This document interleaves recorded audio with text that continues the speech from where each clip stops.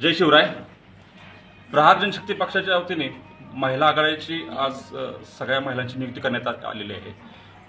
माननीय मनीषा युवराज चव्हाण राणा निसरे यांची सातारा जिल्हाध्यक्ष महिला आघाडी म्हणून निवड करण्यात आली आहे व त्यांच्या अंडरमध्ये बाकीच्या सगळ्या तालुक्यातली निवड आज झालेली आहे।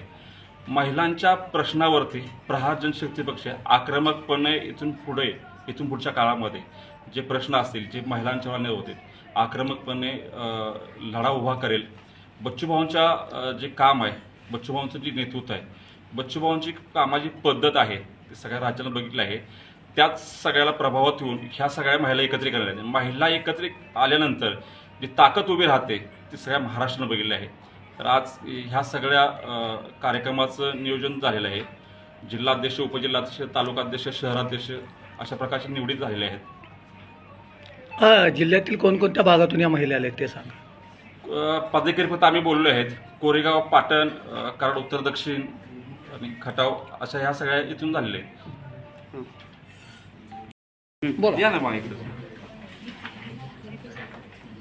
मॅडम काय सांगाल तुमची आज निवड झाली त्याच्याबद्दल? ह्याच्या अगोदर आम्हाला बऱ्याच वेळा महिलांच्या बऱ्याच अडचणी होत्या, पण आम्हाला मार्गदर्शन करणार किंवा एखाद्या गोष्टीचा आम्हाला सपोर्ट करणार व्यक्ती इथं तालुक्यात जिल्ह्यात आपल्या कोण नव्हतं। त्यामुळे आम्ही बच्चू कडूंच्या कामाला प्रेरित होऊन आम्ही ह्यांच्या पक्षात प्रवेश केला। याच्या आधी तुम्ही कोणत्या पक्षात वगैरे होता का? या अगोदर आम्ही महाराष्ट्र नवनिर्माण सेनेत होतो। किती वर्ष होता तिकडे? एक 5 वर्ष होते। त्या दरम्यान कोणकोणते लढे दिले तुम्ही?